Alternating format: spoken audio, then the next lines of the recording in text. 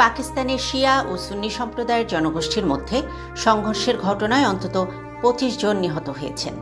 আহত হয়েছেন আরও অনেকে। গণমাধ্যমের প্রতিবেদন সূত্রে AP, the economic times, times of ইন্ডিয়ায় বলা হয়েছে, এ সংঘর্ষের সূত্রপাত হয় এক সপ্তাহ আগে। আফগান সীমান্তের কাছে কুররাম জেলায় একটা জমি নিয়ে বিরোধ থেকে ঘটনার সূত্রপাত, যা পরবর্তীতে বড় আকার ধারণ করে।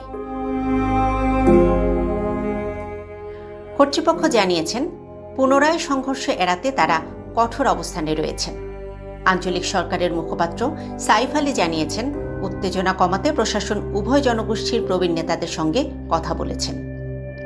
উভয় পক্ষই সংঘর্ষ বিরতিতে রাজি হয়েছেন। উল্লেখ্য, সাম্প্রতিক বছরগুলোতে কুররামে শিয়া ও সুন্নিদের মধ্যে একাধিক সংঘর্ষের ঘটনা ঘটেছে।